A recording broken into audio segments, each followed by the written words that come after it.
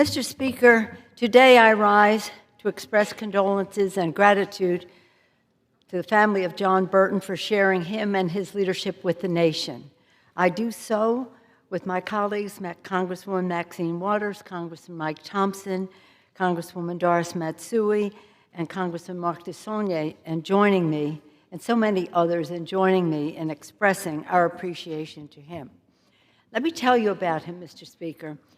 Working Families has lost one of the most outspoken and ferocious and unyielding champions our nation has ever seen. John Burton was a towering progressive warrior who for half a century never pulled a punch in his dogged fight for a fairer future for our children. Paul and I are heartbroken to hear of his passing, as he was my longtime mentor, close confidant, and dear friend. All who knew John knew that behind his sometimes profanity-laden language was a profound, progressive voice for how to make real the promise of America.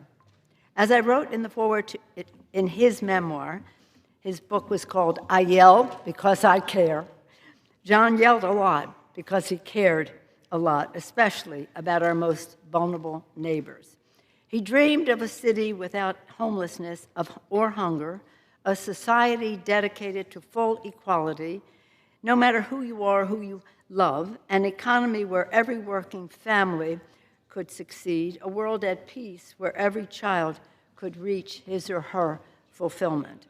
Guided by a big heart and aided by a brilliant strategic mind, John was boundlessly effective in every arena in which he served, whether in the United States Army, as a patriotic American, bringing the concerns of Californians to Congress when he did, as a member of the State Assembly in California and the State Senate as the President pro tem of the Senate, the Democratic leader of the Senate, or twice serving as the chair of the California Democratic Party. He cultivated his friendships in politics, the music, in the community, and sports, nurturing deep decades of long relationships and always engaging new people. Personally, I will always be grateful to John for managing my very first campaign for Congress in 1987 to fill the seat that belonged first to his brother Philip and then to his sister-in-law Sala. Someone just sent me this thing. When we were in the Speaker's private office right before I was sworn in, John had felt overwhelmed and just left.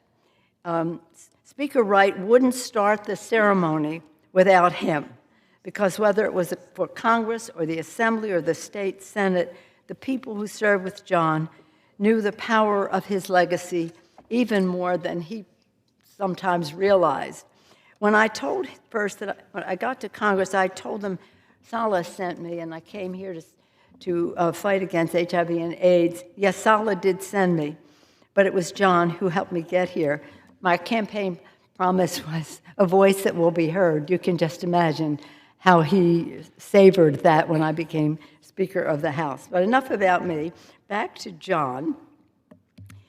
For more than 3 decades in the Congress, I was blessed to have John as a source of wise counsel, sound judgment, and brash humor. And he always served as a constant reinvigoration of my inspiration to carry on the fight for the people.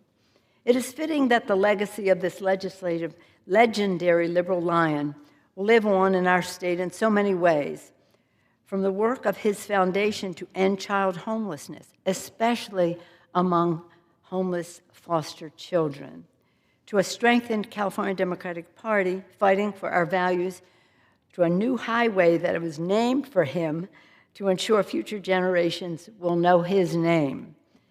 May be a comfort to John's beloved daughter, Kimmy as we call her, grandchildren, Juanito and Mikala, and all of his loved ones in our state, and indeed the entire nation, join his family, in mourning him during this sad time. We all want John to rest in peace. I yield back, Mr. Speaker.